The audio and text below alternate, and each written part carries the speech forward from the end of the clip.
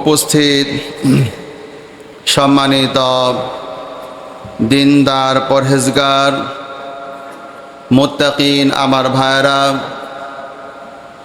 শুরুতেই প্রশংসা করছি সাত আকাশ আর জমিনের একচ্ছত্র মালিক আল্লাহ সুবহানাহু ওয়া তাআলার দরবারে, যিনি আমাদের মতো সাধারণ গোলামদেরকে প্রতি জুমার ন্যায় আজকেও তার ঘরে এসে বসার সুযোগ করে দিলেন। আমরা তার কথা বলার ও শোনার সুযোগ পাচ্ছি, সেজন্য ভিতর থেকে আবেগ উজাড় করে মোহব্বত নিয়ে আমরা সবাই পড়ছি আলহামদুলিল্লাহ। রব্বানা লাকাল হামদ হামদান কাসীরান তাইয়িবান মুবারাকান ফীহি ইয়া রব্বি লাকাল হামদু কামা ইয়ানবাগী লিজালালি ওয়াজহিকা ওয়া আযীমি সুলতানিক। আমরা আমাদের প্রিয় মালিকের প্রশংসা করলাম, রব যেন দয়া করে প্রশংসার বাক্যগুলি মঞ্জুর করে নেয়। আমরা বলছি আমিন। আমরা আজকের জুমার মধ্য দিয়ে তিনটি জুমা একটি গুরুত্বপূর্ণ আলোচনা করে যাচ্ছি আল্লাহর অশেষ রহমতে। তার মানে হলো, যারা শিরকের সাথে যুক্ত হয়ে আছে সবাই অবগত, শিরক করবেন যিনি জাহান্নামে যাবেন তিনি। শিরক করবেন যিনি জাহান্নামে যাবেন তিনি। এই শিরকের মধ্যে ডুবে থাকা যেই মানুষগুলি রয়েছে, আমরা তাদেরকেও দাওয়াত দিয়ে আল্লাহর পথে, বিশুদ্ধ পথে, নির্ভুল পথে আনার একটি চেষ্টা চালিয়ে যাচ্ছি। 31টি পয়েন্ট আমরা তুলে ধরব, কারণ এখন বাংলাদেশের কাউরে আমরা ছাড়তে চাই না, কেউ যেন জাহান্নামের পথে না যায়। এই জন্য আমাদের অবশ্যই সবগুলি জায়গায় আমাদের বক্তব্য থাকবে, যাতে করে মানুষ সঠিক পথের সন্ধান খুঁজে পায়। এই নিয়ত নিয়েই, এই আশা নিয়ে, এই প্রত্যাশা নিয়ে আমরা আলোচনা করে যাচ্ছি। আজকের জুমার মাধ্যমে 3টি জুমা হবে। আমরা প্রথমে বলেছি আল্লাহর ওলি হওয়ার জন্যে ঈমান এবং পরহেজগারিতা দরকার। আর আমরা এটাও বলেছি, ইচ্ছাকৃতভাবে যারা পরিষ্কার পরিচ্ছন্ন থাকে না তারা কখনোই আল্লাহর ওলি হতে পারে না। ইচ্ছাকৃতভাবে যারা ময়লা, ছেঁড়া, তালিদা কাপড় পরিধান করে থাকে, চুলে দাড়িতে জট পাকায়, তারা কখনো আল্লাহর ওলি হতে পারে না। যারা দাড়ি রাখে না তারা কখনো আল্লাহর ওলি হতে পারে না। যারা ইচ্ছাকৃতভাবে ল্যাংটা থাকে তারা তো আল্লাহ দ্রোহী, তারা কখনোই আল্লাহর ওলি হতে পারে না। যারা মাদক দ্রব্য গ্রহণ করে তারা কখনো আল্লাহর ওলি হতে পারে না। আল্লাহকে বাদ দিয়ে পীর বা ওলি ধরা হারাম, এগুলো আমরা পরিষ্কার করেছি। আল্লাহ রহমত থেকে নিরাশ হয়ে পীর বা ওলি আউলিয়ার কাছে যাওয়া অথবা মাজারে যাওয়া এটাও হারাম। গত জুমায় আলোচনা করেছি বেগানা নারী ও পুরুষের শরীর স্পর্শ করা জেনা, এ ব্যাপারে দলিল আমরা দিয়েছি। বেগানা পুরুষ ও নারী নির্জনে অবস্থান করতে পারবে না, নিষিদ্ধ। এ ব্যাপারে আমরা দলিল গত জুমাতে দিয়েছি। কোনো নারী মাহরাম ছাড়া কোনো বেগানা পুরুষের সাথে সাক্ষাৎ পর্যন্ত করতে পারবে না, এ ব্যাপারেও আমরা গত জুমাতে দলিল দিয়েছি। কোনো পুরুষ বা নারী যখন বেগানা অন্য কোনো নারী বা পুরুষের সাথে সাক্ষাৎ করে তার তৃতীয় একজন শয়তান থাকে, এগুলি আমরা দলিল দিয়েছি। পীর বা ওলি আউলিয়া কাউকে সন্তান দিতে পারে না, এই দলিলটাও আমরা দিয়েছি। বলেন, সন্তান দেওয়ার মালিক কে? আজ আমরা আরও পয়েন্ট দিব। মোট আমরা 31টি আমরা দিয়েই ছাড়বো ইনশাআল্লাহ।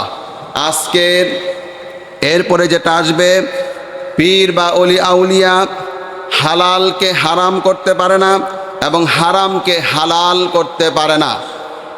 মুসলিমরা, পৃথিবীর মানুষ কিভাবে চলবে, বিধান দেওয়ার একচ্ছত্র একমাত্র মালিক তিনি কে? আল্লাহ। এই ব্যাপারটা ক্লিয়ার বুঝে নিতে হবে। আল্লাহ পাক বলছেন সূরা রদ আয়াত নাম্বার 41, সূরা, আবারও বলছি, সূরা রদ আয়াত নাম্বার হলো 41। এই সূরাটা আপনারা 13 নম্বর পারাতে পাবেন। আর রদ মানে হলো বজ্রপাত।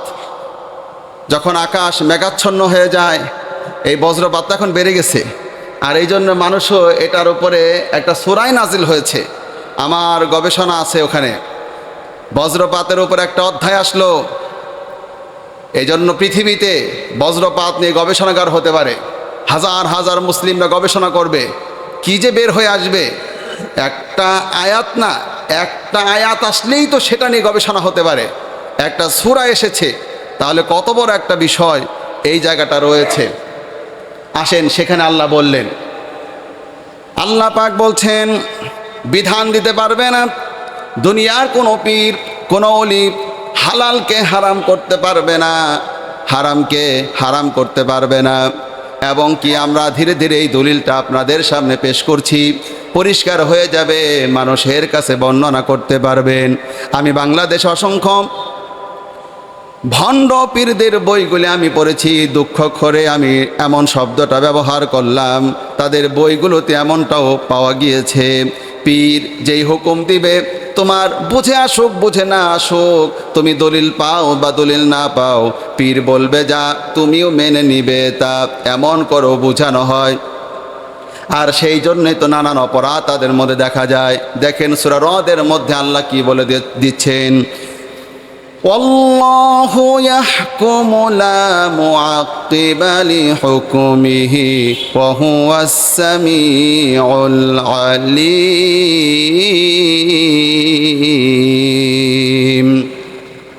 আল্লাহ পাক বলে দিচ্ছেন, আল্লাহ হুকুম দেয়, তার হুকুম রদ বদল করার মতো শক্তি, ক্ষমতা, অনুমতি কারো জন্য নাই। আল্লাহ হুকুম দিবে, ওই হুকুমকে পরিবর্তন করার মতো আর কেউ নাই, ওটার পরিবর্তন হওয়ার কোনো সুযোগ নাই। এবং কি নবীকে পর্যন্ত আল্লাহ পাক কি সুন্দর করে বলছেন, সূরার নাম হলো সূরা আত-তাহরিম, 1 নম্বর আয়াত। এই সূরাটা আপনারা 28 নম্বর পারাতে পেয়ে যাবেন। 28 নম্বর পারার সর্বশেষ যে সূরাটা, ওই সূরাটার মধ্যে আয়াতটা রয়েছে আমাদের নবীকে পর্যন্ত আল্লাহ পাক বলছেন, ও নবী তোমার জন্য আমি যা হালাল করেছি কেন তুমি সেটা হারাম করলা। দেখেন কিভাবে আল্লাহ পাক আমাদের নবীকে পর্যন্ত বলছে, ইয়া আইয়ুহান নাবিয়্যু লিমা তুহাররিমু মা আহাল্লাল্লাহু লাক তাবতাগী মারদাতা আজওয়াজিক ওয়াল্লাহু গফুরুর রহিম। ইয়া আইয়ুহান নাবিয়্যু, হে নবী, ভেঙ্গে ভেঙ্গে অর্থগুলি, লিমা তুহাররিমু, কেন তুমি হারাম করেছ, মা আহাল্লাল্লাহু লাক, যা তোমার আল্লাহ পাক তোমার জন্য হালাল করেছে, তুমি কেন সেটা হারাম করলা। তাবতাগী মারদাতা আজওয়াজিক ওয়াল্লাহু গফুরুর রহিম। তুমি কি তোমার স্ত্রীদেরকে খুশি করতে চাও নাকি? তাবতাগী মারদাতা আজওয়াজিক, তুমি কি তোমার স্ত্রীদেরকে খুশি করতে চাও নাকি? ওয়াল্লাহু গফুরুর রহিম, আল্লাহ ক্ষমাশীল পরম দয়ালু। চিন্তা করতে পারেন, নবীকে পর্যন্ত আয়াত নাজিল করে আল্লাহ পাক বলে দিলেন, নবী তোমার জন্য আমি আল্লাহ পাক যেই জিনিসটাকে হালাল করেছি, কিভাবে, কেন, কোন সাহসে তুমি নিজের জন্য তা হারাম করে দিলা। ভালো করে বুঝেন। দেখেন এই পৃষ্ঠাটা টোটালটাই শুধু এর উপরে লেকচার দেওয়া হয়েছে, পুরোটা পরে দেখেন, আমি পুরোটাই বলবো। নবীকে পর্যন্ত বলা হচ্ছে,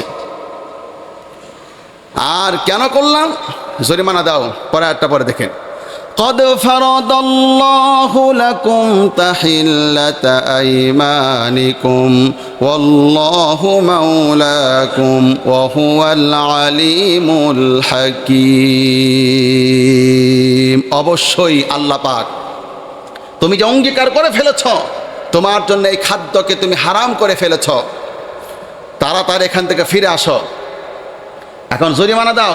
জরিমানা কি? 10 জন মিসকিন খাওয়াও, অথবা কৃতদাস মুক্তি করো, অথবা 3 দিন রোজা রাখো। কেন এমনটা করলা? একটু ক্লিয়ার করে এটা ব্যাখ্যাটা বলি। আরও দেখেন তার ওয়াইফদেরকে কি বলা হচ্ছে, শুধু পরে দেখেন ওয়াইফদেরকে কি বলা হচ্ছে। আমার প্রিয় ভাইয়ারা, এর সাথে সম্পৃক্ত নবীজির যে স্ত্রীরা ছিল তাদেরকে পর্যন্ত এমন ভাষায় কথা বলেছে, আপনি আজকে অবাক হয়ে যাবেন টোটালটা বুঝলে পরে। আল্লাহ পাক টোটালটা সবটা এখানে আমাদের সামনে উপস্থিত করার ব্যবস্থা করেছেন। নবীজির স্ত্রী ছিল, তার মধ্যে একজন স্ত্রীর নাম ছিল, আপনারা জানেন, জয়নব বিনতে জাহাস। বাবার বাড়ি থেকে একটু মধু দিয়েছে, আর এই মধুটা ওনার কাছে রেখেছে। নবীজি যখন আসরের নামাজের পরে তার স্ত্রীদের সঙ্গে সাক্ষাৎ করতেন, এক একটা ঘরে ঘরে যেতেন, নির্দিষ্ট পরিমাণে সময় দিতেন। আর জয়নব বিনতে জাহাস বুদ্ধি করে সময়টা একটু বেশি পাবার জন্যে হুজুর যখন বের হয়ে যাবে তখন বলে, হুজুর একটু যদি দাঁড়াতেন। বলে কেন? বলে আমার বাবার বাসা থেকে একটু মধু দিয়েছে, আপনি একটু এটা নেন।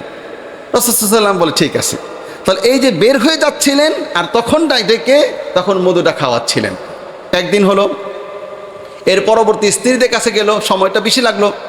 আয়েশা, এর সাথে ছিল হাফসা, এর সাথে ছিল সাউদা, এর সাথে সাফিয়া। সবার ঘরে সবাই বলে দেরি হলো কেন? সবাই ধরতে পারলো ওই যে জয়নব বিনতে জাহাসের ঘরে একটু দেরি করে আসতেছে, কেউ তো জানে না। দ্বিতীয় দিনও হলো, তৃতীয় দিনও হলো। তার মানে প্রতিদিন যখন বের হয়ে যাবে জয়নব বিনতে জাহাস তখনই ডেকে রাসূলকে এই মধুটা খাওয়ায় দেয়।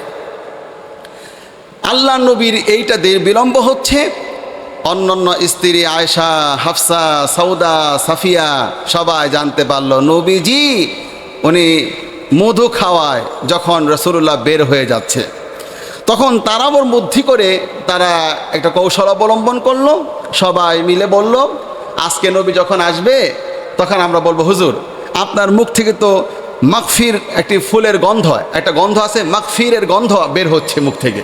মানে ওইটা একটা আরবের ফুল ছিল, ওইটা থেকে একটা গন্ধ বের আসতো, একটা গন্ধ আসতো।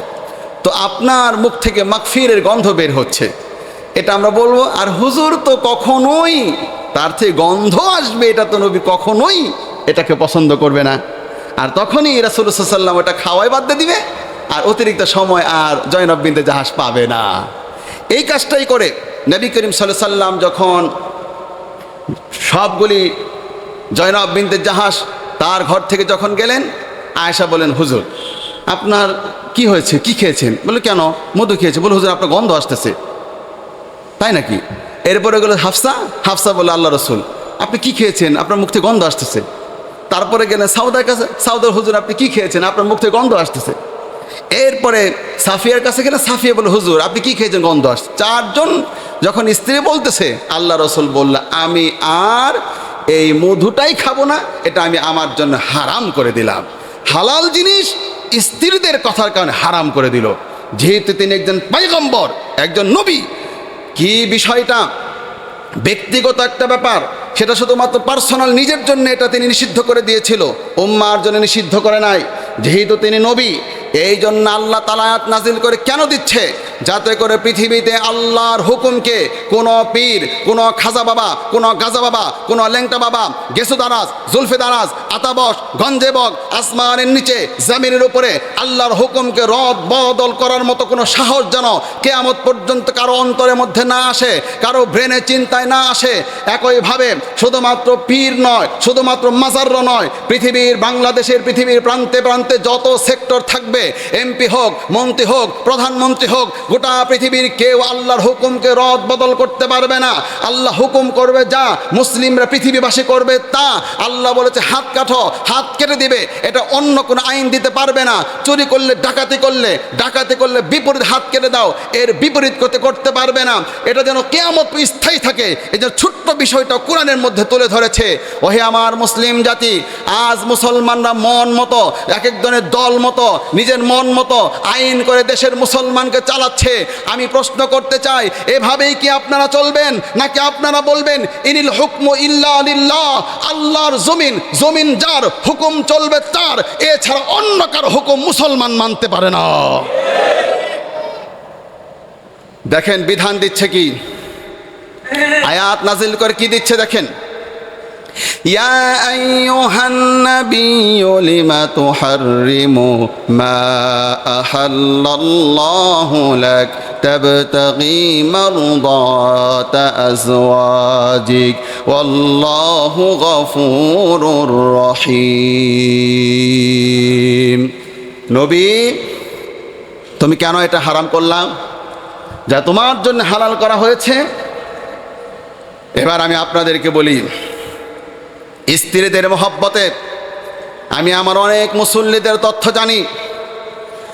বউ পাগল যেই সকল পুরুষ রয়েছে, হ্যাঁ স্ত্রীকে ভালোবাসেন, ইসলাম বলেছে, কিন্তু ভালোবাসতে গিয়ে টেবিলের উপর দিয়েও নিবেন, তার চাহিদা পূরণ করতে গিয়ে নিজ দিয়েও নিতে হবে। এই চরিত্রের যেই সকল মানুষরা রয়েছে, নবীকে পর্যন্ত আল্লাহ পালা বলে দিচ্ছে তাবতাগী মারদাতা আজওয়াজিক, বউদেরকে খুশি করতে চাও। এবার আমি আপনাদের কাছে প্রশ্ন করি, বাংলাদেশে আপনারা যখন রাস্তা দিয়া চলেন, আপনার গাড়িটা যখন রাস্তা দিয়া চলে, ও প্রিয় ভাই, দিল থেকে সত্য কথাটা সবাই উচ্চ ছড়ে আওয়াজ করে বলবেন, আপনাদের গাড়িগুলি ডান দিক দিয়া চালান নাকি বাম দিক দিয়া চলে? সবাই বলেন ডানে না বামে? জোরে বলবেন ডানে না বামে? এই যে বাংলাদেশের গাড়িগুলি বাম দিক দিয়ে চলতেছে, স্বাধীনতার পর থেকে এখন পর্যন্ত ব্রিটিশরা করে গিয়েছে, এখন পর্যন্ত মুসলমান বাম দিক দিয়ে চালাচ্ছে। ইসলামের নীতি হলো ডান দিক দিয়ে চলতে হবে, মুসলমানরা ডান দিক দিয়ে চলবে। আমার প্রিয় ভাই, এবার আপনি পৃথিবীর দিকে তাকান, সৌদি আরবের গাড়িগুলি ডান দিক দিয়ে চলে, কুয়েতের গাড়িগুলি ডান দিকে চলে, ইরানের গাড়িগুলি ডান দিক দিয়ে চলতেছে। এবার আপনি কুফফারদের দেশের দিকে তাকান, কি চমৎকার আপনি দেখতে পারবেন, America, Canada, Denmark, Finland, Hungary, Sweden, Switzerland, অস্ট্রেলিয়ার গাড়িগুলি বাম দিক দিয়ে চলে। মুসলমানদের গাড়িগুলি ডান দিক দিয়ে চলবে, আর কুফফারদের গাড়িগুলি বাম দিক দিয়ে চলতেছে। এবার আপনি সূরা ওয়াকিয়া পড়েন, সূরা ওয়াকিয়ার নাম শুনে নাই এমন কোনো মানুষ তো আমার জানা মতে নাই। মুসলমান আর কিছু জানুক, সূরা রহমানের নামটা জানে, সূরা ইয়াসিনের কথা জানে, সূরা ওয়াকিয়ার কথা জানে, সেখানে বারবার বলা হচ্ছে ডানপন্থী আর বামপন্থী। এই পৃথিবীতে ডানপন্থী হলো মুসলমানেরা, বামপন্থী হলো আমার প্রিয় ভাইরা কুফফারা। দেখেন, ফাআসহাবুল মাইমানাতি মা আসহাবুল মাইমানা ওয়া আসহাবুল মাশআমাতি মা আসহাবুল মাশআমা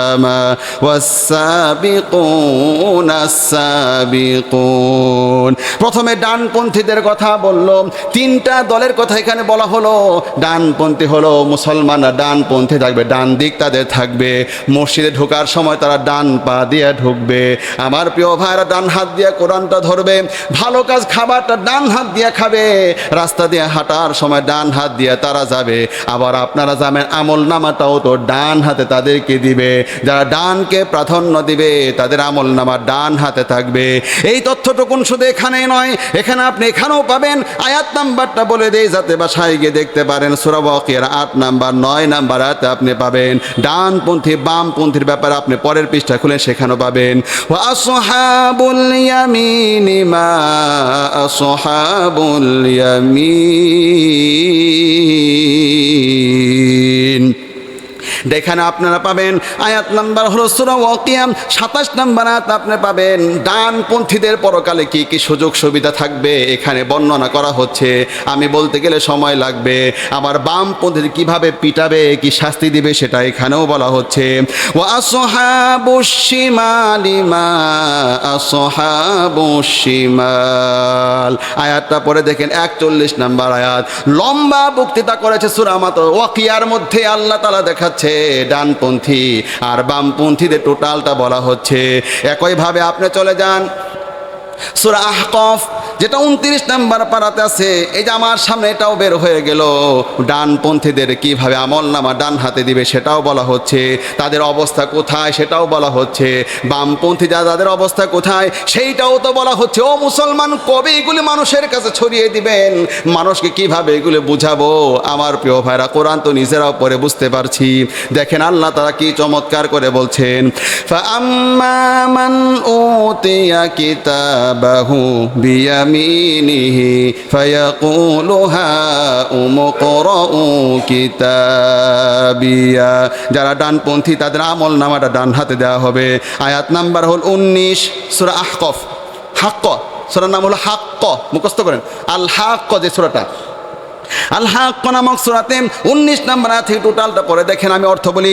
ইন্নি, আমলনামা ডান হাতে দিবে, একটু জোরে কোন সুবহানাল্লাহ। ডানপন্থী যারা রাস্তা দিয়ে বাম দিক দিয়ে দেশের মানুষ কতদিন চলবেন, দেখেন অবস্থা কি হবে পরকালে। ডানপন্থী যারা ডানকে যারা প্রাধান্য দিয়েছে, আল্লাহ তাআলা দুনিয়া সবকে ডানকে প্রাধান্য দিয়েছে। এবার ওদের আমলনামাটা ডান হাতে দিয়ে দেওয়া হয়েছে। এবার তারা মানুষের কাছে কি বলবে কিয়ামতের দিন? ফায়াকুলু হাউমুকরাউ কিতাবিয়া। মানুষকে বলবে তোমরা আমার আমলনামাটা দেখো। তার মানে আমার জান্নাতের ঘোষণা দিয়ে দিয়েছে। আমলনামা ডান হাতে পেয়েছি মানেই হলো জান্নাত পেয়ে যাব। আমার আমলনামাটা তোমরা দেখো। যেমন এই যে 2 দিন আগে রেজাল্ট দিল না, এই এসএসসি রেজাল্টটা দিল না, কত মানুষ আমার ছেলে পেয়েছে এটা, আমার মেয়ে পেয়েছে এটা, সবাইকে জানাতে চায়। যখন গোল্ডেন পায় একটা বাবা মার কি খুশি। আমাদের সময় গোল্ডেন খুব কম পেত, তখন আমি আবার পেয়েছিলাম। আমার বাবা মা, আমি নিজে সেজদায় পড়ে গেছিলাম, ওই মাঠের মধ্যে শুনেছে, মাঠের মধ্যে সেজদায় পড়ে গেছে, আনন্দ কি ভালো লাগে।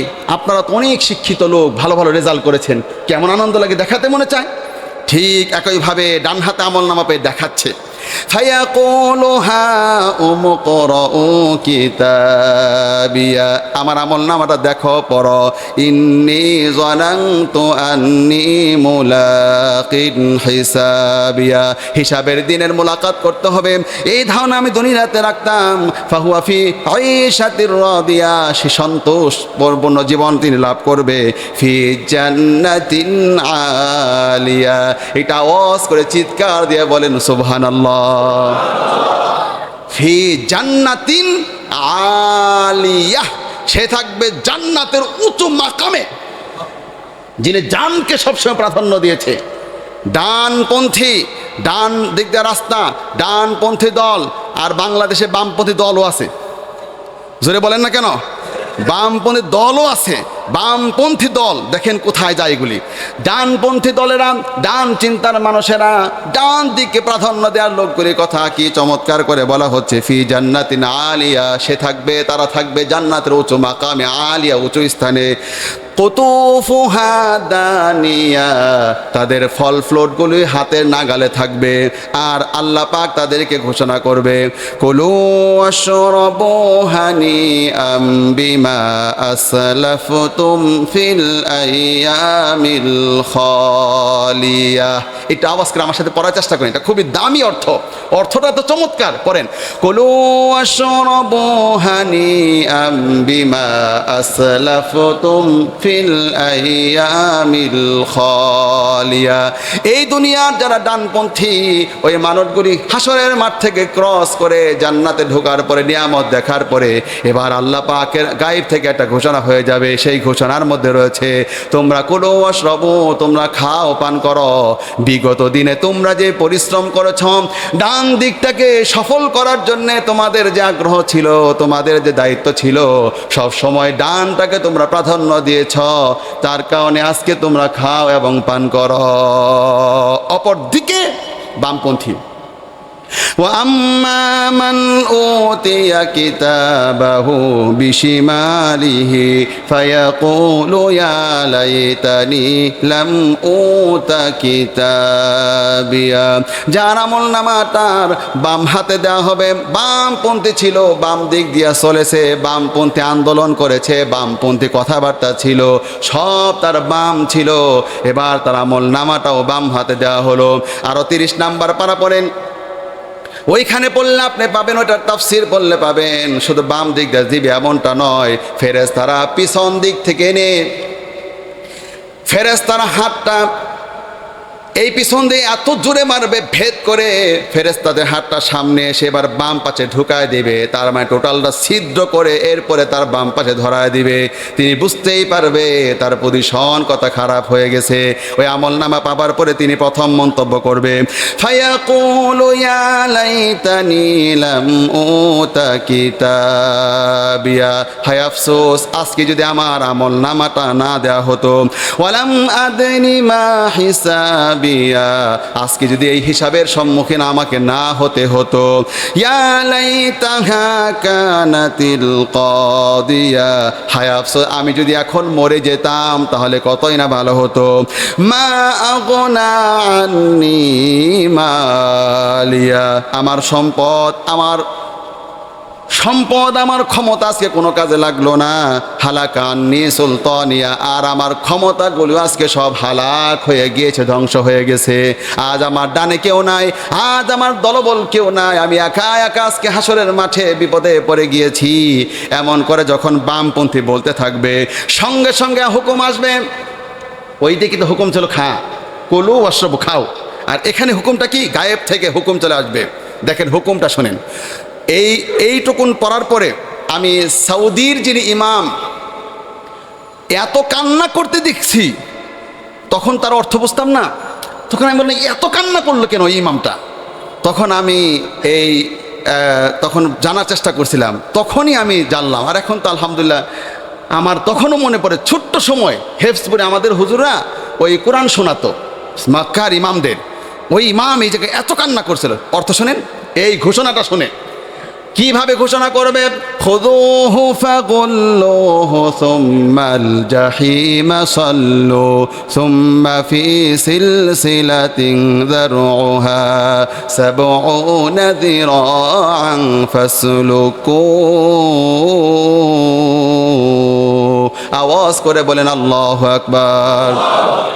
গায়েব থেকে হুকুম হয়ে যাবে, খুযূহু, তারে ধর, ফাগুল্লুহু, তারে বেঁধে ফেল, তারে ধরে ফেল, আর তারে জাহান্নামের দিকে নিয়ে যা, 70 গজ শিকল দিয়ে তারে বেঁধে ফেল। সুম্মা ফি সিলসিলাতিন যারউহা সাবউনা, সাবউন মানে হলো 70, যিরাআন ফাসলুকু, 70 গজ শিকল দিয়ে তারে বেঁধে ফেল। আমার প্রিয় ভাই, এবার আমি আপনাদের কাছে জানতে চাই, এবার আপনি নবীকে যে আল্লাহ হুকুম করলেন, হুকুমটা পরে দেখেন।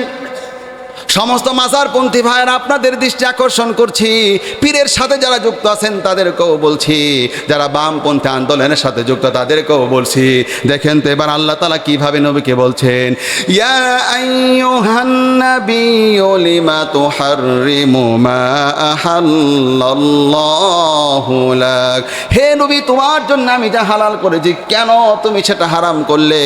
তুমি কি তোমার স্ত্রীদেরকে খুশি করতে চাও নাকি? এবার আমি আপনাদেরকে বলবো, আপনারা কি ব্রিটিশদেরকে খুশি করতে চান নাকি? ওই যে ব্রিটিশরা রেখে গিয়েছে বাম দিক দিয়ে রাস্তা, ওই বাম দিক দিয়ে এখন পর্যন্ত আপনারা চলতেছেন।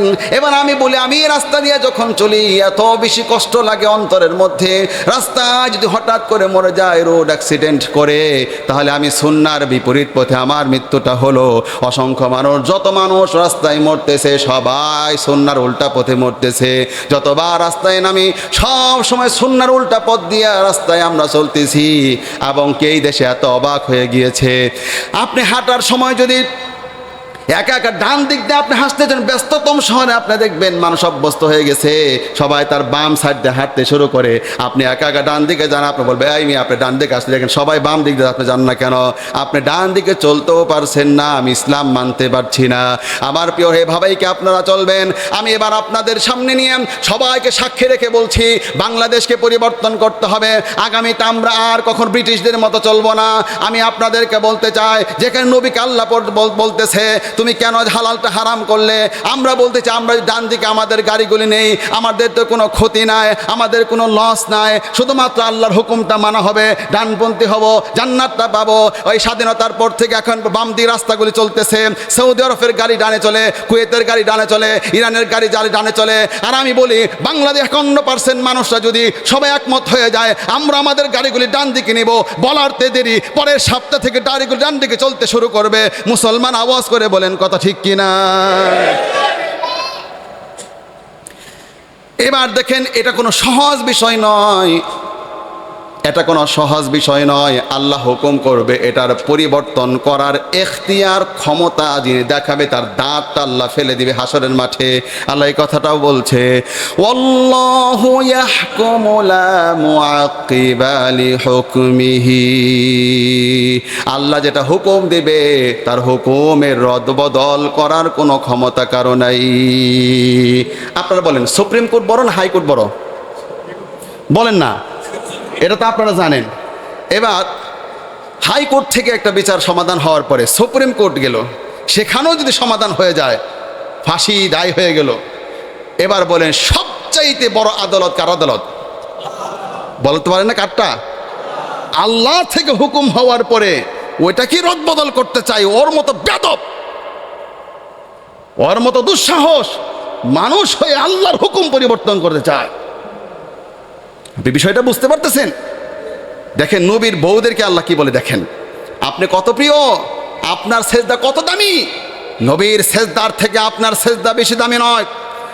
আপনার রক্ত কত দামি, নবীর রক্তের থেকে আপনার রক্ত বেশি দামি নয়। আপনার দেশ বাংলাদেশ, তারপরও বলছি কত দামি, আপনার দেশ নবীর দেশের থেকে আপনার দেশ বেশি দামি নয়। আপনার ভাষা অনেক প্রিয় আপনার কাছে, এটা আমি মানি, কিন্তু নবীর ভাষার থেকে আপনার ভাষা বেশি দামি নয়। আপনার ভাষা হলো বাংলা ভাষা, নবীর ভাষা হলো আরবি ভাষা। আরবি হচ্ছে কোরআনের ভাষা, আরবি হচ্ছে হাদিসের ভাষা, আরবি হচ্ছে জান্নাতের ভাষা, আরবি হচ্ছে ফেরেশতাদের ভাষা, আরবি হচ্ছে আল্লাহর ভাষা, আরবি হচ্ছে বিশ্ব নবীর ভাষা। আপনার থেকে নবীর ভাষা দামি, আপনার থেকে নবীর দেশ দামি, আপনার দেশের থেকে নবীর দেশ দামি, আপনার রক্তের থেকে বিশ্ব নবীর রক্ত দামি, আপনার বংশ থেকেও বিশ্ব নবীর বংশ বেশি দামি, আপনার ইবাদতের থেকে বিশ্ব নবীর ইবাদত বেশি দামি, আপনার চেহারার থেকে নবীর চেহারা বেশি দামি। এত সুন্দর চেহারা, এত সুন্দর নবী। আরো যদি পরিষ্কার করতে হয়, এই আয়াত নাজিল হলো তার ব্যাপারে যিনি আল্লাহর পরে গোটা সৃষ্টির উপরে সবচাইতে দামি। এক কথায় বলতে গেলে আসমানের নিচে জমিনের উপরে তার চাইতে দামি কোনো মহামানব হতে পারে না। তাকে পর্যন্ত বলা হচ্ছে ইয়া আইয়ুহান নাবিয়্যু, হে নবী, লিমা তুহাররিমু মা আহাল্লাল্লাহু লাক, আল্লাহ যা তোমার জন্য হালাল করেছে। প্রশ্ন করা হচ্ছে লিমা তুহাররিমু মা আহাল্লাল্লাহু লাক, কেন তুমি সেটাকে নিজের জন্য হারাম করলে? জবাব দাও। তাবতাগী মারদাত আজওয়াজিক, বউদেরকে খুশি করতে চাও। এবার নবীকে যদি এই কথা বলে, তার বউদেরকে কি করতে পারে আল্লাহ? দেখেন তার স্ত্রীদেরকে কি করছে। আমি এই কোরআন কেন নিয়ে আসি? যাতে করে আমার মুসল্লিদের হৃদয়ে কোনো প্রকার সন্দেহ না থাকে। দেখেন ওয়াইদ আসাররান নাবিয়্যু ইলা বাদি আজওয়াজিহি হাদিসা فلما نبأت به وأظهره الله عليه عرف بعضه وأعرض عن بعض فلما نبأها به قالت من أنبأك هذا قال نبأني العليم الخبير। তার স্ত্রী যারা ছিল এদেরকে তো যখন আল্লাহর নবী বলে দিল তোমরা আমার সঙ্গে প্রতারণা করেছ, আমার মুখ থেকে কোনো গন্ধ আসেনি, তোমরা নিজেরা বানিয়ে বানিয়ে এই কথা বলেছ, আল্লাহ পাক আমাকে এইভাবে আমাকে বলে দিয়েছে। যখন এই কথা বলল, তার স্ত্রী তো চিন্তাও করতে পারে নাই এই ছোট্ট বিষয়টা আসমান পর্যন্ত চলে যাবে, আল্লাহ পাক আরশে আজিম থেকে আয়াত নাজিল হয়ে যাবে, কিয়ামত পর্যন্ত যারা কোরআন বুঝে বুঝে পড়বে সবাইকে এটা পড়বে। চিন্তাও নিতে পারে নাই। তার স্ত্রীরা ভয়তে ভয়তে বলল ক্বালাত হুয়া মিন ক্বালাত মান আনবাক হাদা, হে নবী কে আপনাকে এই তথ্য বলে দিল, আমাদের এই কথা কে বলে দিল? আল্লাহর নবী সঙ্গে সঙ্গে বললেন ক্বালা নাব্বাআনিয়াল আলিমুল খাবীর, তিনি আমাকে খবর দিয়েছেন যিনি সব কিছু জানেন, সকল সংবাদগুলো যার কাছে রয়েছে। আওয়াজ করে বলেন তিনি কে? প্রিয় ভাইয়ের আমার, এখানে শুধু শেষ নয়, আরো আয়াত পরে দেখেন ইন তাতুবা ইলাল্লাহি ফাকাদ সাকাত কুলুবুকুমা ওয়া ইন তাযাহারু আলাইহি ফা ইন্নাল্লাহা হুয়া মাওলাহু ওয়া জিবরিলু ওয়া সালিহুল মুমিনিন ওয়াল মালাইকাতু বাদা যালিকা যাহির। নবীর স্ত্রীদেরকে বলা হচ্ছে, এখানে যেই স্ত্রীকে বলা হচ্ছে ওই স্ত্রীর নাম উল্লেখ করে নাই, ওই স্ত্রীর নাম উল্লেখ করে নাই। এই প্রশ্নটা হুজুর আপনার কোন স্ত্রীর ব্যাপারে বলেন, তার নামগুলো কি? কেউ কোনোদিন বলতে সাহসও পাচ্ছে না। হযরত ওমর একদিন চিন্তা করলেন আমি নবীরে বলবো কোন স্ত্রী আপনাদের যাদের ব্যাপারে এমন আয়াত নাজিল হলো। আয়াতের অর্থ শুনেন, ইন তাতুবা যদি তারা তওবা না করে আর নতুন করে স্ত্রীদের মধ্যে দলবদ্ধ দল গঠন করে এই নবীর বিরুদ্ধে নানান ধরনের ঝামেলায় নবীকে ফালায়, তাহলে তারা যেন শুনে রাখে আল্লাহ ফা ইন্নাল্লাহ হুয়া মাওলাহু, এই নবীর অভিভাবক হচ্ছেন আল্লাহ, ওয়া জিবরিলু জিবরাইল আলাইহিস সালাম, ওয়া সালিহুল মুমিনিন সমস্ত মুমিনরা, সৎ মুমিনরা, ওয়াল মালাইকাতু সমস্ত ফেরেশতারা। তার মানে নবীর পাশে আছেন স্বয়ং আল্লাহ, নবীর পাশে আছে জিব্রাইল, নবীর পাশে সমস্ত নেককার মুমিন। শুধু মুমিন বলে নাই, পরে দেখেন ওয়াসালিহুল মুমিনিন, সালিহ শব্দ অর্থ কি? নেককার। শুধু মুমিন হলেই হবে না, আল্লাহ তো জানে বাংলাদেশেরও মুমিন আছে, ওই পচা পচা অনেক মুমিনরা আছে, এরকম মুমিন হলে হবে না। ওয়াসালিহুল মুমিনিন সৎ নেককার মুমিনরা নবীর সঙ্গে রয়েছে। ওয়াল মালাইকাতু ফেরেশতারা রয়েছে। নবীর বউদেরকে কি থ্রেটটা দিয়ে দিল, এখানেও যদি শেষ করতো তাও আমি বুঝতাম যে শেষ, এখানেও শেষ না। এরপরে পরে আর দেখেন আসা রব্বুহু ইন তাল্লাকাকুন্না আইয়ুবদিলাহু আজওয়াজান খায়রাম মিনকুন্না মুসলিমাতিন মুমিনাতিন কানিতাতিন তাইবাতিন আবিদাতিন সাইহাতিন সাইয়্যিবাতিন আবকারা। এরপরে বলা হচ্ছে নবী যদি তার স্ত্রীদেরকে তালাক দিয়ে দেয়, কিভাবে বলা হচ্ছে? আশা করা যায় তার রব, আল্লাহ বলেন, আশা করা যায় তার রব, তার আল্লাহ কোন কোন স্ত্রীদেরকে বলতেছে, এই সাহস কার, কোন সাহাবীর আছে এই ব্যাপারে কথা বলতে যাবে? অনেক পরে, যখন অনেক দিন পরে ওমর যখন লাস্টে প্রশ্ন করেছিল, হুজুর আপনার কোন স্ত্রী? আল্লাহ নবী বলেছিল, নাম ঘোষণা করছে আয়েশা এবং হাফসা। ইনতাতুবা, দুইজন তওবাকারী মূল হোতা ছিল, যদি এরা তওবা না করে তাহলে পরে কি আয়াত নাজিল করে দিচ্ছে? আয়েশাকে আবু বকরের মেয়ে, হযরত আবু বকরের মেয়েকে, একদিকে বিশ্বনবীর স্ত্রী, আর আপনারা জানেন আল্লাহ নবী যতগুলো স্ত্রী ছিল, কুমারী স্ত্রী ছিল একমাত্র আয়েশা, যেটার অতিথি বিয়ে হয় নাই। ভালোবাসতেন, মহব্বত করতেন, এবং তিনি কোরআন হাদিসের এত গভীর জ্ঞান রাখতেন। তিনি ঘোষণা করে দিচ্ছে, আমার নাম ঘোষণা করে দিয়েছে বিশ্বনবী। দেখেন কি বলতেছে, যদি আল্লাহ নবী তালাক দিয়ে দেন তাহলে তার রব ইন তাতুবা আসা রব্বু ইন তাল্লাকাকুন্না ইউবদিলাহু আজওয়াজান খায়রাম মিনকুন্না, তাহলে এই স্ত্রীগুলোর থেকে আর উত্তম উত্তম স্ত্রী আল্লাহ ব্যবস্থা করে দিবে।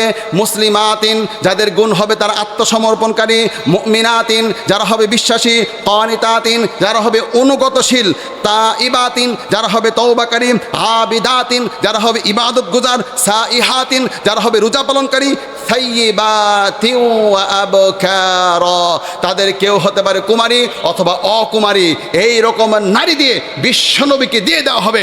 সুতরাং বিশ্বনবীর সাথে এই হারাম কাজে, যেটা আল্লাহ হালাল করেছে, ওইটা হারাম কাজের সাথে তোমরা যুক্ত থাকো। এখানেও যদি শেষ হতো, আমার প্রিয় ভাইরা, কোরআন আমরা পড়ে কেঁদে দিয়েছি, এগুলো আমি পড়ে পড়ে। মুসলিমরা জান্নাতের আশা করতেছে, আর আল্লাহর হালাল বিধানগুলি ইচ্ছামতো হারাম করে দিচ্ছে, আল্লাহর হারাম বিধানগুলি ইচ্ছামতো হালাল করে দিয়েছে। বাংলাদেশে মদ হারাম, মদ লাইসেন্স দিয়ে হালাল করে দিয়েছে। ব্যভিচার, জেনা হারাম, ওই পতিতালয়গুলি লাইসেন্স দিয়ে পতিতালয় চালাচ্ছে। আল্লাহ পাকের বিধান হলো ডান দিকে চলতে হবে, ইচ্ছামতো বাম দিক দিয়ে চলতেছে। আল্লাহর বিধান হলো বাংলাদেশের ভূখণ্ডের মধ্যে মদ থাকতে পারবে না, জেনা থাকতে পারবে না, কোনো রকমের অপরাধ থাকতে পারবে না। ইচ্ছা মতো আমরা করে যাচ্ছি আর জান্নাতের প্রত্যাশা করে যাচ্ছি। দেখেন আমার প্রিয় ভাইরা, এখানেই যদি শেষ হতো তাহলেও তো বুঝতাম যে হলো না। কি বলতেছে? পারা নাম্বার খুলেন 21, পৃষ্ঠা নাম্বার 20, নিজেই পড়ে দেখেন।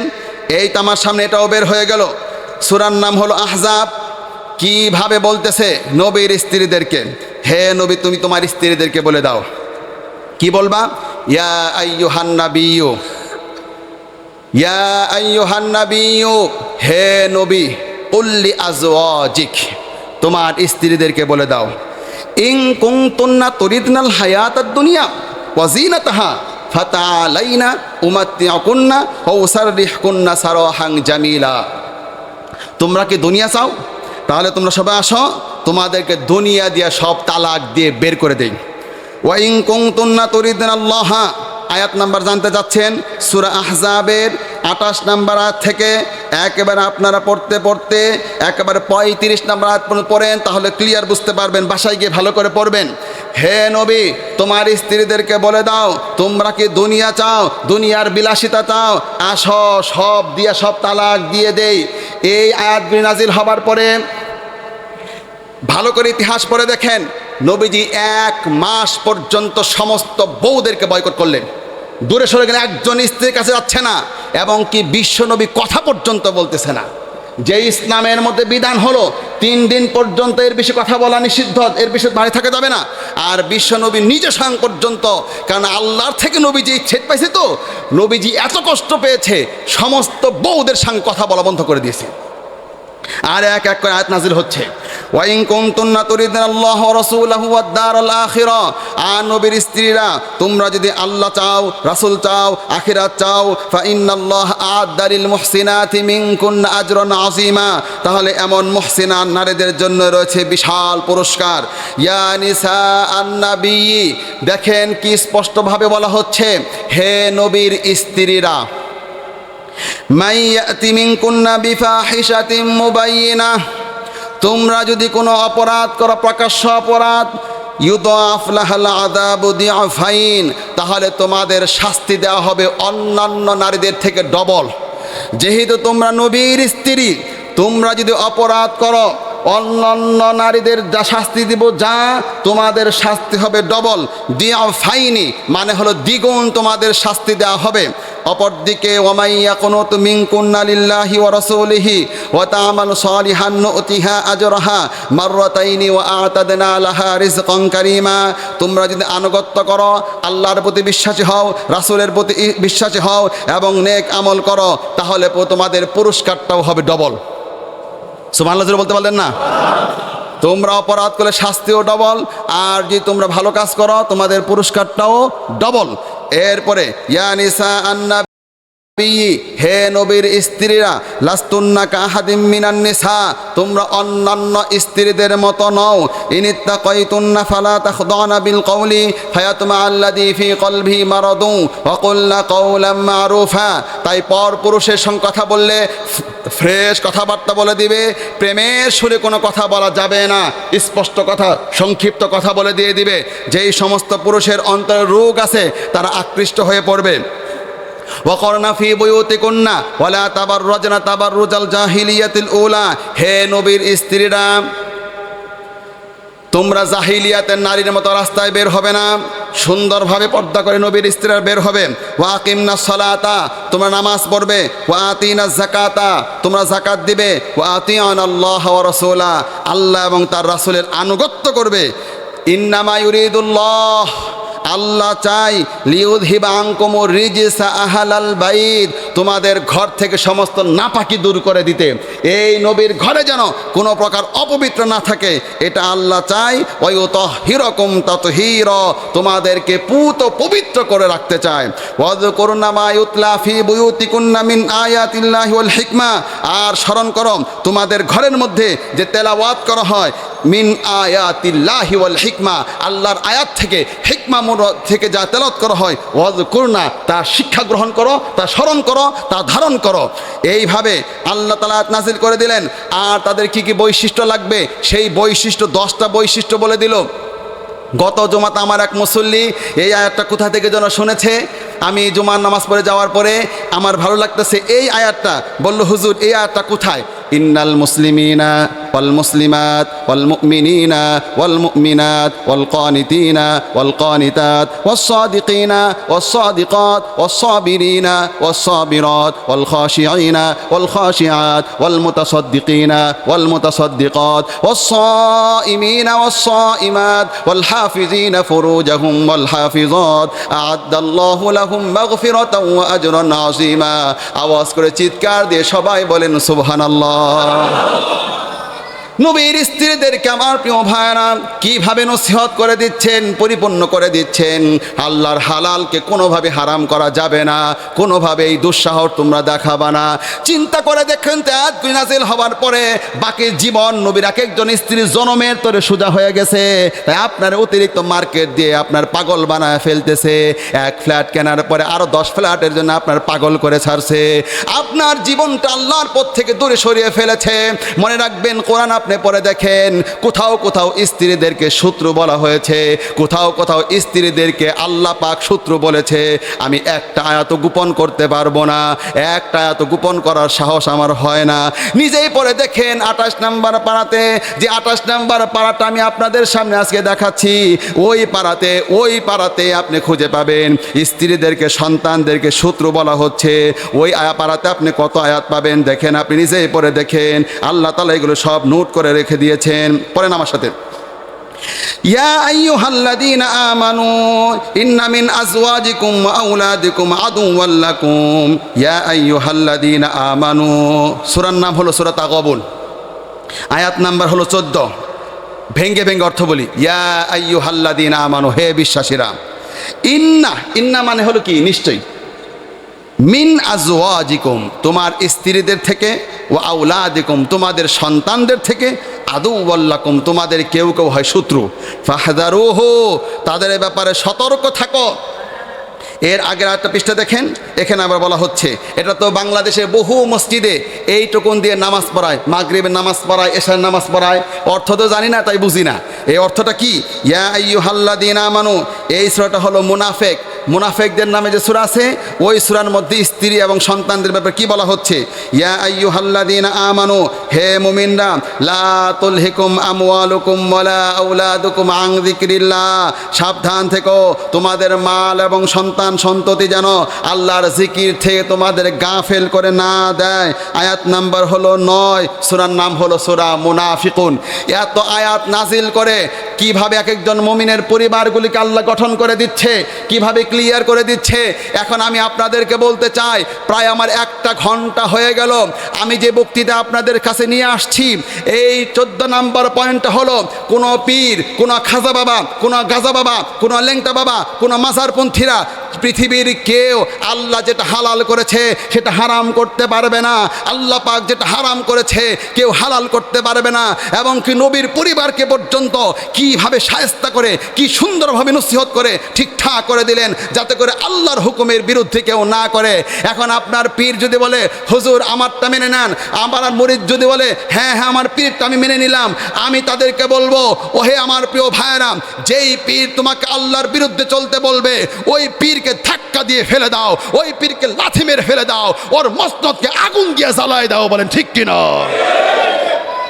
এই রকম ঈমান যখন একজন মুমিনের তৈরি হয়ে যাবে, যখন মুমিনরা এমন সিদ্ধান্ত গ্রহণ করতে পারবে, আমরা এক আল্লাহ পাককে ছাড়া অন্য কারো বিধানকে মানি না, এক আল্লাহ পাককে ছাড়া অন্য কারো বিধানকে আমরা মানব না, এই রকমের মন মানসিকতা যখন হবে, তখন মুরব্বী পড়ে যাবে, তখন ভণ্ড পীর পড়ে যাবে, তখন অমুক নেতা পড়ে যাবে, অমুক ব্যক্তি পড়ে যাবে, তখন একমাত্র থাকবে আল্লাহ। এজন্যই কালেমার মধ্যে শেখানো হচ্ছে লা ইলাহা, সব ফেলে দাও। 1 নাম্বার আগে হলো আগে ডিলেট করো, আগে সব গায়রুল্লাহকে, পশাগুলোকে বাদ দাও, এরপরে পবিত্র এক আল্লাহকে তুমি তোমার মধ্যে নিয়ে নাও। এই জন্য কালেমার প্রথম অংশ কি? লা ইলাহা ইল্লাল্লাহ, কাউকে মানি না একমাত্র আল্লাহ ছাড়া। এতে পরিষ্কার হয়ে যায়, কারো বিধান মানি না, কারো আইন মানি না, কাউকে মানি না, একমাত্র মানে আমি আমার আল্লাহকে। আল্লাহকে মানতে গিয়ে আল্লাহর পথে নিজের জীবনকে তৈরি করেছি, আল্লাহর হুকুম মেনে টুপি পরেছি, আল্লাহর হুকুম মেনে দাড়ি রেখেছি, আল্লাহর হুকুম মেনে জামা পোশাক পরেছি, আল্লাহর হুকুম মেনে খাই, আল্লাহর হুকুম মেনে হেঁটে যাই, আল্লাহর হুকুম মেনে ধরি। আল্লাহ যেখানে ধরতে নিষেধ করেছে আমি ধরবো না, আল্লাহ যেখানে যেতে নিষেধ করেছে আমি যাব না, আল্লাহ যেভাবে হাঁটতে বলেছে আমি ওইভাবে হাঁটবো, আল্লাহ ভাবে চিন্তা করতে বলেছে আমি ওইভাবে চিন্তা করব। এর বাইরে যেই নেতা আমাকে বলবে এই পথে চলো না, আমাদের বিধান দিয়ে চলো, আমাদের সংবিধান দিয়ে চলো, তখন বলবো তোমার সংবিধানকে আমি মানি না, আমি তো মেনেছি আমার আল্লাহর সংবিধানকে। এই অপরাধে তুমি আমাকে জেলে দিতে পারো, এই অপরাধে জুলুম করতে পারো। এর ব্যাপারে কথা বলতে গিয়েছি বাংলাদেশের 56 জেলাতে বহু জায়গায় আমাকে বলেছে, হুজুর নরম নরম বলেন, বেশি গরম বলবেন না, উপর থেকে চাপ আছে। আমি তখন তাকেও বলে দিয়েছি, তোমার উপর থেকে চাপ আছে, তোমার অনেক উপর থেকে আমার উপরে চাপ আছে। সত্য না বললে আমি আল্লাহর কাছে আসামি হওয়া লাগবে, ঠিক কিনা বলো মুসলমান? তাই জীবনের শেষ পর্যন্ত সিদ্ধান্ত নিয়েছি, রব বলবে যা আমি মেনে নিব তা, বাংলাদেশের মুসলমানকে মানাবো তা। আল্লাহ হুকুম করেছে যা তার মধ্যে কল্যাণ, আল্লাহ হুকুম যেটা নিষেধ করেছে তার মধ্যে অকল্যাণ। যারা সুফিগিরি দেখিয়ে একটু করে ইসলাম মানো, পুরো ইসলাম মানো না, তাদের ব্যাপারে পরিষ্কার বলি, উলাইকা হুমুল কাফিরুনা হাক্ক। কোরআন বলেছে ওরা হলো আসল কাফের। কিসের ও মুসলমান, কিসের ওর দাড়ি, কিসের ওর টুপি? এই টুপি আল্লাহর দরবারে হবে না। আর পরিষ্কার করে বলতে গেলেন, নবীর যে মুসল্লি ছিল, ওই মুসল্লির দাড়ি ছিল, ওই মুসল্লির টুপি ছিল, ওই মুসল্লির পাঞ্জাবি ছিল, ওই মুসল্লি ফজর নামাজ পড়তো, ওই মুসল্লি সব করত। ওর ব্যাপারে আয়াত নাজিল হয়ে গেল, হে নবী তোমার ওই পচা মুসল্লি মরে গেছে, তুমি শুনে রাখো, তুমি তো তার জন্য খুব ক্ষমা চাচ্ছ, কিন্তু আমি আয়াত নাজিল করে দিয়ে বলে দিচ্ছি, ইস্তাগফির লাহুম আও লা তাস্তাগফির লাহুম, তুমি তার জন্য ক্ষমা চাও অথবা ক্ষমা না চাও, ইন তাস্তাগফির লাহুম ৭০ মাররাতান ফালা ইয়াগফিরুল্লাহু লাহুম, তুমি ৭০ বার তার জন্য ক্ষমা চাইলো, আল্লাহ পাক তাকে ক্ষমা করবে না। আয়াত নাম্বার হলো ৮০। এরপরে বলে দেওয়া হলো, ওয়ালা তুসাল্লি আলা আহাদিম মিনহুম মাতা আবাদান ওয়ালা তাকুম আলা কবরি, হে নবী এমন মুসল্লির জানাজার নামাজ তুমি পড়াবা না, ওয়ালা তাকুম আলা কবরিহি, তার কবরের পাশে তুমি দাঁড়াবা না। আয়াত নাম্বার বলে দিচ্ছি, পৃষ্ঠা নাম্বার বলে দিচ্ছি, 19 নাম্বার পৃষ্ঠা, সূরার নাম সূরা আত-তাওবা, নিজেই পড়ে দেখেন 84 নাম্বার আয়াত। হে নবী তোমার মুসল্লি হোক, ও তোমার সাথে নামাজ পড়ুক, ও তোমার সাথে ঈদগাহে যাক, ও তোমার সাথে যাই করুক না কেন, কিন্তু যেহেতু পুরোপুরি ইসলামটাকে মানে নাই, আল্লাহর হুকুম মন মতো মেনেছে, যেখানে সুবিধা ওই জায়গায় মেনেছে, যেখানে অসুবিধা ওখানে বর্জন করেছে, ও মুসলমান না, ওর জানাজা পর্যন্ত তুমি পড়াবা না। এরপরে শুধু তাই নয়, কয়েক পৃষ্ঠা আপনি উল্টান দেখতে পারবেন, এই যে 11 নাম্বার পারা আমার সামনে বের হলো, এটাও সূরা আত-তাওবা।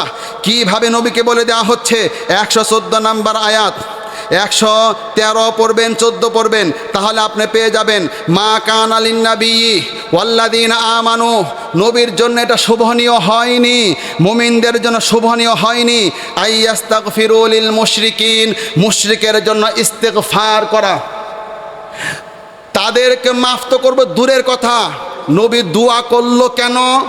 দোয়াটা করা ঠিক হয়নি, এ ব্যাপারে ডাইরেক্ট আয়াত নাজিল হয়ে যাচ্ছে। ভেঙ্গে ভেঙ্গে অর্থ বলছি, মা কানা লিন্নাবী, নবীর জন্য এটা শোভা পায়নি, ওয়াল্লাযীনা আমানু, মুমিনদের জন্য শোভা পায় না, আইয়াস্তাগফিরু লিল মুশরিকিন, কোনো মুশরিকের জন্য ইস্তিগফার করা, ওয়ালাউ কানু উলি কুরবা মিন বাদি মা তাবায়্যানা লাহুম আন্নাহুম আসহাবুল জাহিম, যদিও সে নিকটবর্তী আত্মীয় হয়, তারপর এটা শোভা পায়নি, যখন এটা পরিষ্কার হয়ে যাবে সে জাহান্নামী। তাহলে কি বোঝা গেল?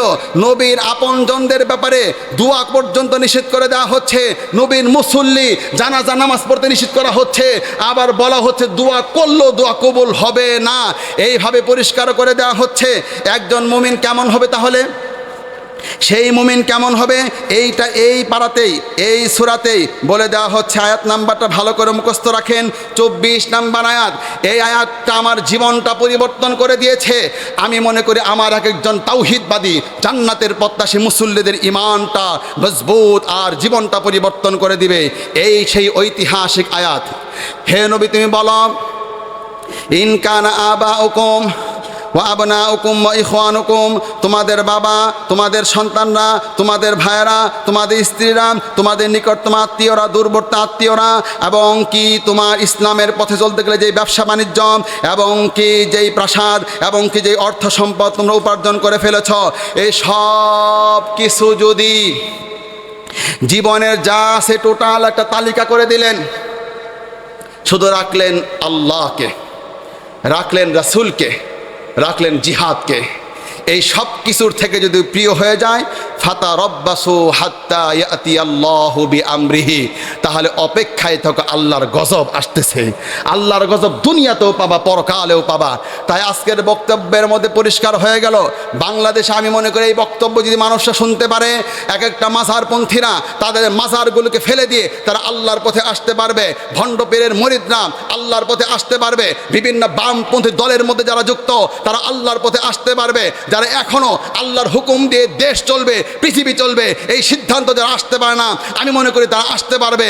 আমরা এই মসজিদে ঘোষণা করছি, বাংলাদেশ শ্বাস থাকবে যতক্ষণ, আল্লাহর হুকুম মানার ক্ষেত্রে নিজেও তৈরি হয়ে গেলাম, মানুষকেও তৈরি করতে চায়। আওয়াজ করে বলেন কথা ঠিক কিনা? আল্লাহ আমাদের এই বক্তৃতার সপক্ষে যে মুমিনরা সমর্থন করছে, আল্লাহ তাদের নামগুলি জান্নাতের তালিকায় অন্তর্ভুক্ত করে দিন। যে মানুষগুলি দ্বিমত পোষণ করবে এই কোরআনের সহি কথা, আমি খতিব হিসাবে তার জন্য দোয়া করছি, আল্লাহ তাকে আপনি হেদায়াতের সম্পদ দিয়ে ধন্য করে দিন। যারা আমরা সুন্নাহ আদায় করিনি তারা সবাই সুন্নাহ পড়ে নিচ্ছি।